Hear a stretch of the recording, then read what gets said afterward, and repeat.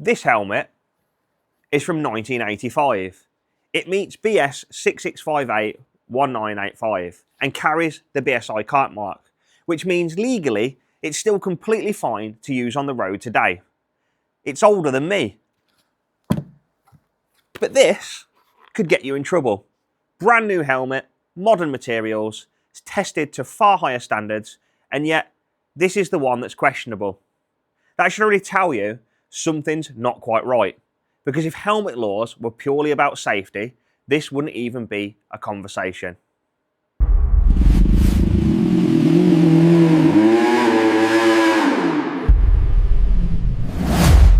I'm Jamie from Moto Central, and today we're going to break down helmet safety properly. Not the marketing version, not the watered down version, the reality of how this actually works in the real world. We're going to go through why helmet laws don't always reflect real world safety, what those certification labels actually mean, why the same helmet can be built differently depending on where it's sold, and why some of the rules riders follow don't really hold up when you actually look into them. Because this is what we deal with every single day. Fitting helmets, seeing what works, seeing what doesn't, and hearing the same misconceptions over and over again. And once you understand how all of this actually fits together, you start to realise pretty quickly helmet safety isn't nearly as straightforward as people think. So first, we need to look into how helmet laws actually work, because that's where most of the problems start.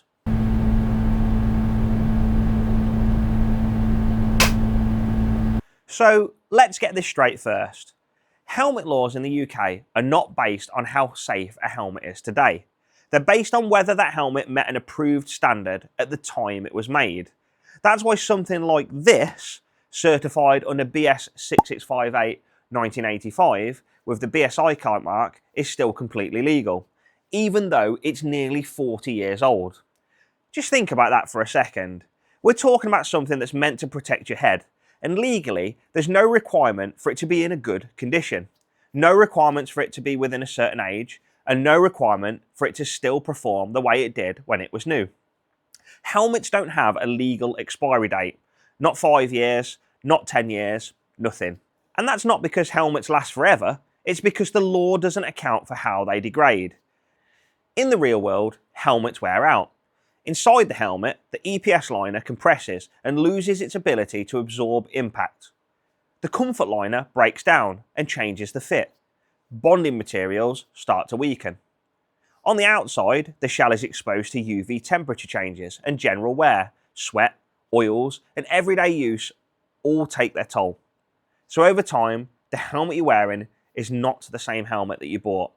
But legally, it doesn't matter. Once a helmet has been approved, that approval doesn't expire. The law assumes that if it passed once, it's still good. And that's the gap. Because safety doesn't work like that. Everything else around you has some form of lifespan. Cars need an MOT, food has a use-by date, even basic safety equipment in most industries has a replacement cycle. But the one thing you rely on to protect your head at motorway speeds has no legal expiry at all. At best, you'll hear recommendations from manufacturers. 5 years, maybe 7, depending on use. But legally, you could ride in something decades old, and it'll still be completely within the rules. And it goes even further than that. There's no legal requirement for a helmet to even fit you properly. You could wear a helmet that's 2, 3, even 4 sizes too big, and as long as it carries an approved certification, it's still legal. There's also no clearly defined roadside standard for condition. A helmet could be heavily worn, dropped multiple times, and even visibly compromised, and there's no simple enforcement check that automatically makes it illegal. So again, legal doesn't automatically mean safe. Now, here's another part people don't realise. When a helmet is tested, it's not just the shell, it's the entire system. The shell, the liner, the visor, the fastening, it all works together. That's how it's approved. And that approach is tied to the exact configuration. Sometimes that approval is a sticker on the back. Sometimes it's stitched into the chin strap. Sometimes it's in the inner liner. But wherever it is, it represents one very specific setup.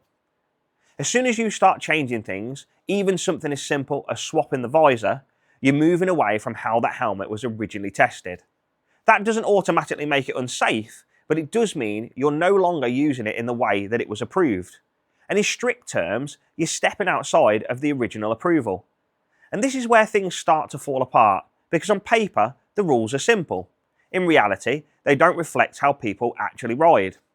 And they definitely don't reflect how people actually treat helmets. You see it all the time. Someone upgrades their helmet, and the old one gets passed down to their partner, to a mate, to a kid. Like it's just a spare. And it always makes me wince a bit, because if you wouldn't trust it to protect your own head anymore, why would it suddenly be good enough for someone else? Once you start looking at how helmets are tested, how they age, and how people actually use them, you realise pretty quickly the system isn't as clean as it looks. So next, we need to break down those standards properly, because the label on your helmet is doing a lot more than people realise. So if the law is based on approval, this is the part that actually matters, that label on your helmet. Sometimes it's a sticker on the back, sometimes it's stitched into the chin strap, and sometimes it's on the inside of the liner. But wherever it is, that's the only thing telling you how the helmet has actually been tested. Not the brand, not the price, not how good it looks. That label is the difference between something that's approved and something that isn't. And this is where a lot of people get it wrong, because you'll see a few different markings, ECE, DOT, Snell, Sharp, and assume they all mean the same thing. They don't. In the UK, the main current standard is ECE 2206. But it's not the only legal route. Older ECE 2205 helmets can still be legal, and BS 6658 1985 with the BSI kite mark is still accepted. But 2206 is the current standard modern helmets are now designed around. Now it's worth saying older ECE 2205 helmets can still be legal to wear, but the 2206 is the current standard, and it's what modern helmets are designed around. And like we touched on earlier, ECE isn't just a tick box. Helmets are tested by independent labs before they're approved. They're dropped onto different anvils, flat, angled, and oblique, to measure how much force is transmitted through the helmet. They're tested at multiple points across the shell, not just one or two known areas. They're tested for rotational forces, not just straight line impacts. The visor is tested by firing a projectile at it to make sure it doesn't fail. The retention system is tested to make sure the helmet stays on your head. And importantly, they don't just test one helmet. They take multiple samples, often from production batches, to make sure what's being sold actually matches what was approved. And beyond that, there are ongoing conformity of production checks. So it's not just pass once and forget about it, it's monitored. That's what makes it a proper approval standard. Now here's another detail most people miss. ECE approval isn't just pass or fail. Each helmet is issued a specific approval number, and that approval is tied to a defined configuration. The shell, visor, components, everything working together. Which is why, like we said earlier, changing parts can take you outside of what the helmet was originally tested. Then you've got FMVSS 218, which is DOT. Department of Transportation. It sounds strict. In reality, it's a minimum baseline. Manufacturers test their own helmets, declare they meet the standard, and then put them on sale. There's spot checks afterwards, but it's not at the same level of independence approval as ECE. Testing includes impacts onto flat and hemispherical anvils, penetration testing and strap testing, but it allows higher levels of force to pass through the helmet, and it doesn't properly account for rotational impacts in the same way that modern standards do. And more importantly for us here, DOT on its own means absolutely nothing. It doesn't make a helmet road legal in the UK. Then there's the Snell Memorial Foundation. This is one a lot of people still think is the golden standard. And to be fair, it is tough testing. Helmets are subjected to higher energy impacts and they hit twice as hard in the same location. That's the defining part of Snell testing. To pass that, the helmet has to be very stiff. It also includes penetration testing, chin bar testing, and retention testing. So on paper, it sounds like the safest option. But like we touched on earlier, that testing is based around surviving very high energy, repeated impacts. And that isn't how most motorcycle helmet crashes actually happen. That's the trade-off. At the very top end, you've also got FIM homologation. That's used in professional racing, with even stricter requirements around things like impact performance, visor strength, and shell integrity at extreme speeds. But for road risers, that's not what you're buying for. ECE 2206 is still the one that actually matters. Then, specifically here in the UK, you've got Sharp. This one causes a lot of confusion. Sharp is not a certification. It doesn't make a helmet road legal, and it doesn't replace ECE. All Sharp does is take helmets that already meet ECE, buy them off the shelf, and test them further. They drop them at multiple impact points at different speeds and measure how much force is transmitted through the helmet. Then they convert all of that data into a star rating from 1 to 5. So instead of just asking, does it pass? Sharp is asking, how well does it perform compared to other helmets? That's useful, but it's still lab testing, and it's still only part of the picture. And then you've got things like ACU Gold stickers, which we'll come back to later, because that's a completely different thing again. Now here's another detail most people don't realise. Not all helmets are tested the same way, even within the same standard. Take flip-up helmets. You've got P and J homologation. P means it's approved as a full face, and J means it's approved as an open face. P and J means it's been tested and approved in both configurations, which means if you're riding with the chin bar up on a helmet that's only P rated, you're using it outside of how it was approved. Again, not something most people even think about. So even within the same standard, there are layers to it. So here's the reality.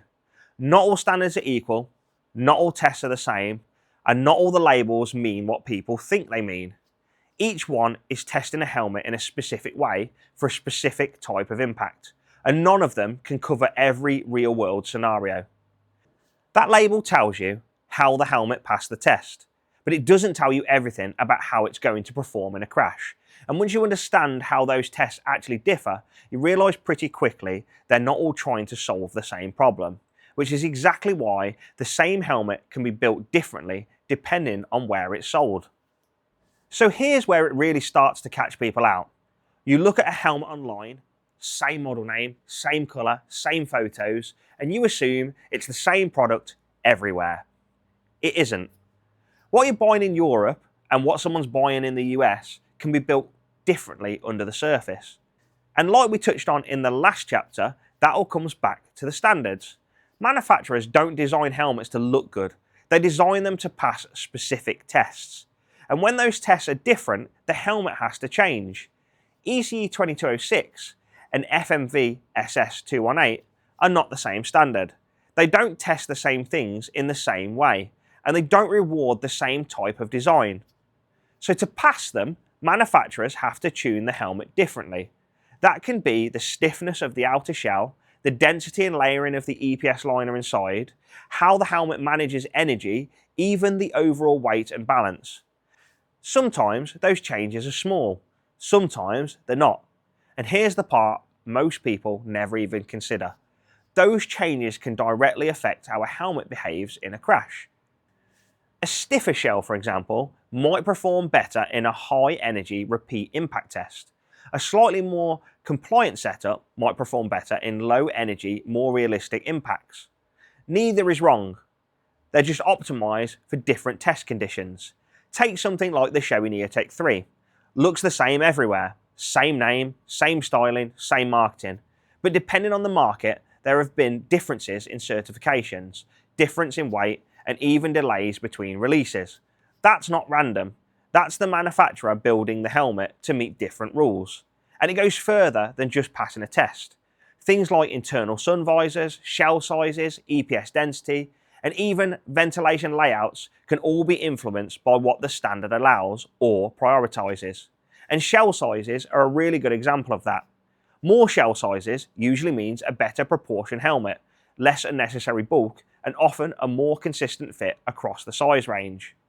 Fewer shell sizes can mean more compromise between the sizes, more padding doing the work instead of the shell. So these decisions aren't just about passing a test, they affect how the helmet actually feels and performs on your head. Now here's another subtle one, weight distribution. Two helmets can weigh roughly the same on paper, but feel completely different on your head depending on how that weight is balanced. And that can be influenced by how the helmet is designed to pass a specific standard. So you're not just buying a helmet, you're buying a version of that helmet designed around a specific regulatory system. And here's the key point. You can't design one perfect helmet and have it pass every standard globally without compromise. At some point, you're either optimizing for one system or optimizing for another. And that means the helmet you're buying is shaped by the rules it's designed to pass. It also explains why you'll often see helmets launch in Europe first, because ECE 2206 is used across a huge number of countries. It's one of the most widely adopted standards in the world. So naturally, that's where manufacturers focus first. Then they adapt for other markets afterwards. And that adaptation takes time, different testing, different certification, sometimes different construction. So when people ask, is this the same helmet in the US and Europe? No. It might look the same, but it's not necessarily built the same. And once you understand that, it completely changes how you look at these standards, because those differences aren't random. They come directly from how these helmets are actually tested, and that's where things start to get a lot more interesting.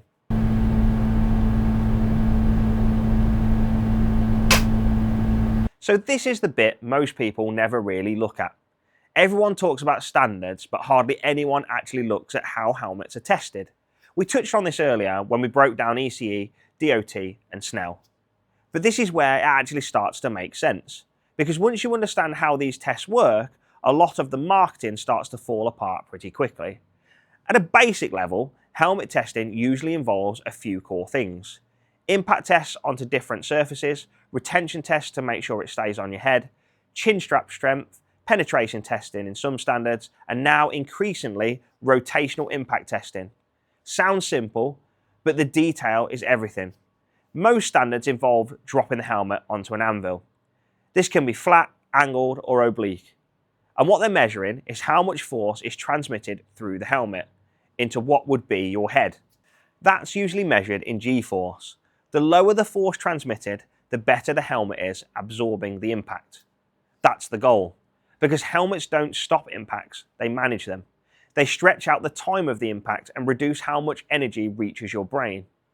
Now here's a detail that almost never gets talked about. Those tests are done at set speeds in controlled conditions at very specific impact points. But real crashes don't look like that.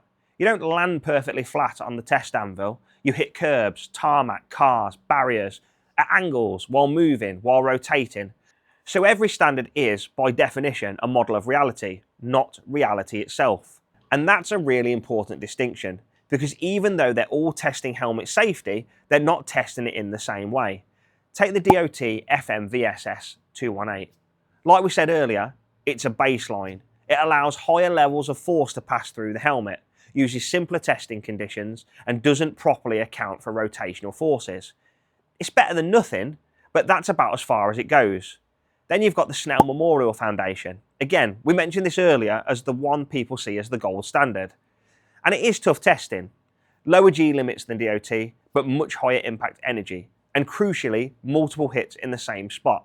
That's the defining part of Snell. To survive that kind of test, the helmet has to be very stiff, and that stiffness is deliberate. It's designed to resist those repeated high energy impacts. But here's the trade-off. A stiffer helmet is great for extreme impacts, but most real-world motorcycle crashes don't look like that. Most survivable accidents aren't one huge clean hit. They're lower speeds, multiple impacts, sliding, tumbling, and secondary contact.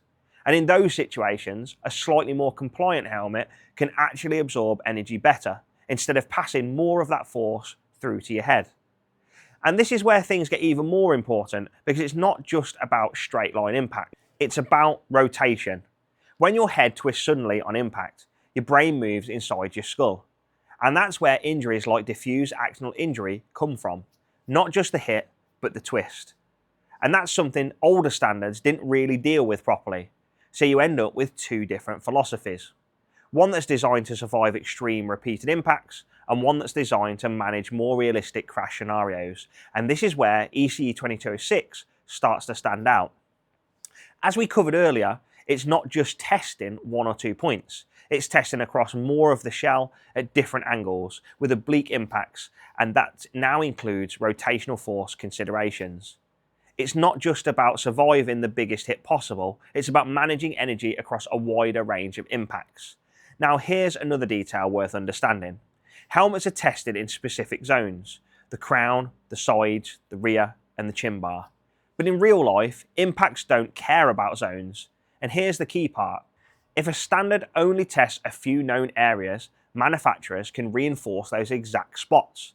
But the more areas a helmet is tested across, the harder it is to design around the test, which is exactly what newer standards are trying to prevent. So let's be straight about it. Not all standards are aiming for the same thing. And that means not all helmets are optimized the same way. You can't design one helmet to be perfect for every possible test. There are trade-offs, always. So when someone says, this standard is better than this one, it's just not that simple. What actually matters is the kind of impact the helmet is designed to deal with, and how close it is to real-world riding. And this is where modern standards start to pull ahead, because they're not just looking at straight-line impacts anymore, they're starting to account for how crashes actually happen. And that's exactly what we're going to look at next.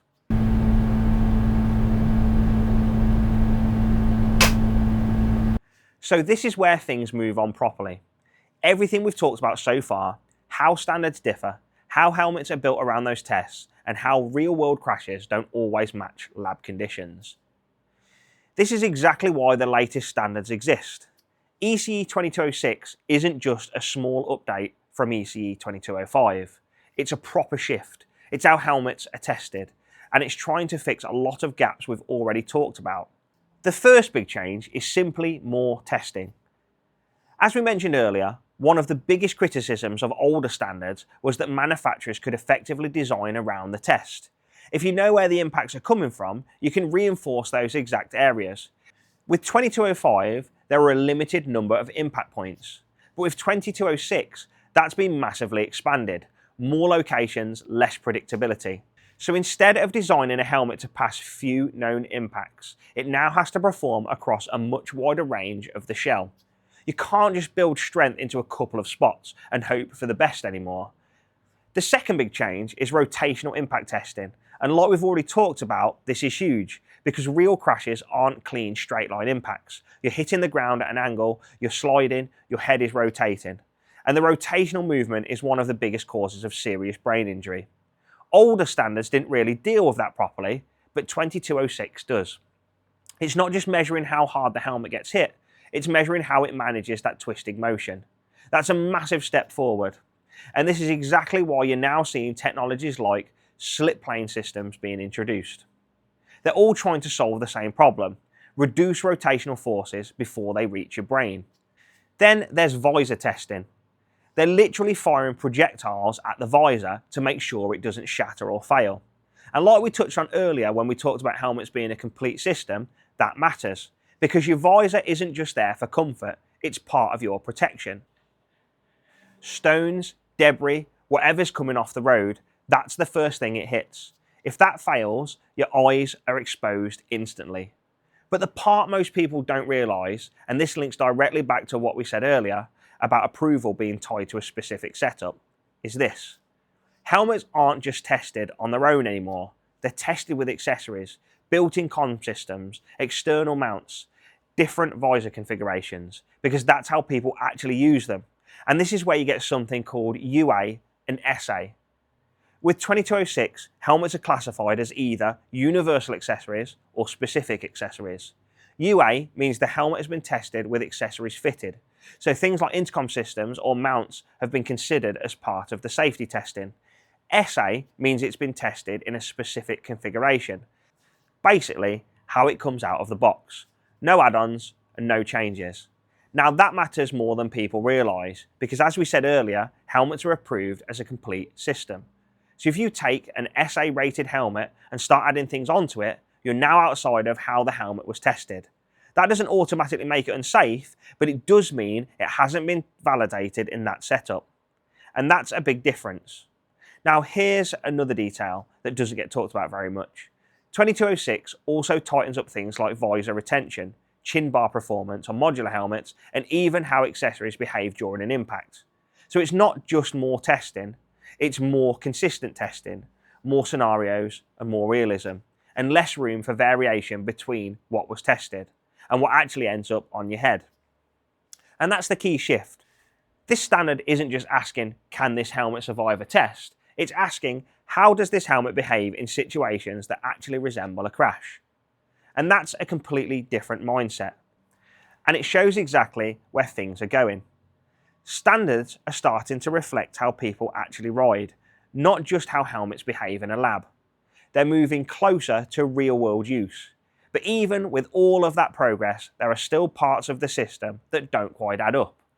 And that's where things start to get a bit strange.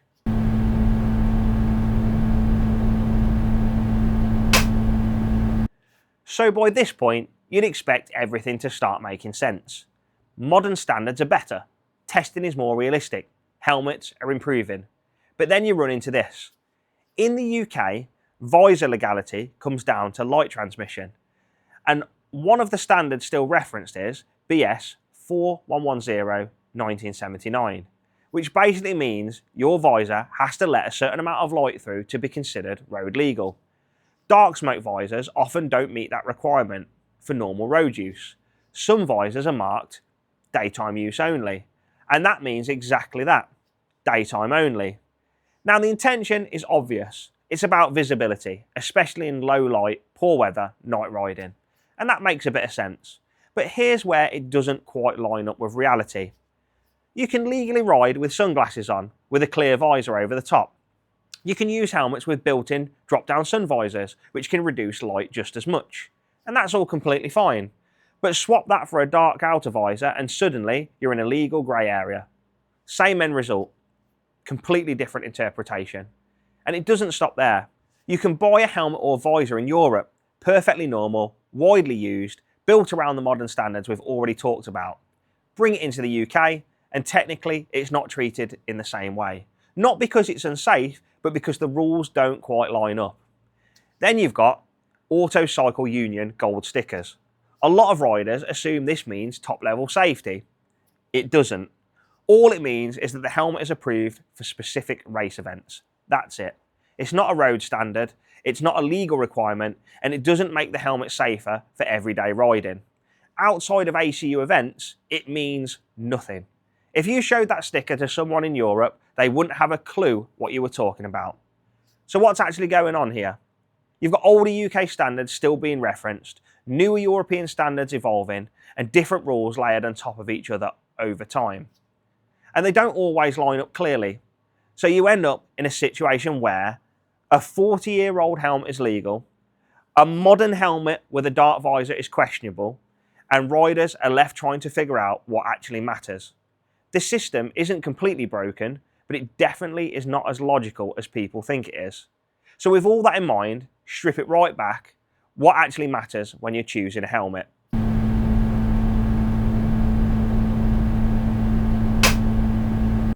First, the right certification. In the UK, that means ECE 2206. That's the current standard. That's what modern helmets are designed around, and that's what reflects how helmets are tested today. Everything else is secondary. Second, fit. This is the big one. You can have the highest rated helmet on the market, every certification, every test, and if it doesn't fit properly, it won't protect you properly. But it goes further than that. A badly fitting helmet isn't just worse in a crash, it's worse before the crash. If it's moving around, lifting at speed, creating pressure points, or affecting your vision, it becomes a distraction. And distraction is one of the biggest causes of accidents in the first place. So you're not just reducing protection, you're also increasing your chances of needing it. We see this every single day. Helmets too loose, moving around, not sitting correctly on the head, and people think they're protected because of the badge on the back. They're not. Third, condition. Helmets degrade over time. Materials break down, liners compress, and fit changes. And like we said earlier, the law doesn't recognise that, but you should. Because a helmet that's worn out is not performing the way it was designed to. Fourth, use it as it was designed. Wear it properly, fasten it properly, set it up properly. Even something as simple as not tightening the chin strap correctly can completely change how the helmet performs in a crash. And as we covered earlier, swapping visors or adding accessories can move you outside of how the helmet was tested. That doesn't automatically make it unsafe, but it is something you need to be aware of. And one final thing that doesn't get talked about enough: noise. Wind noise at motorway speeds can easily sit around 85 decibels or higher.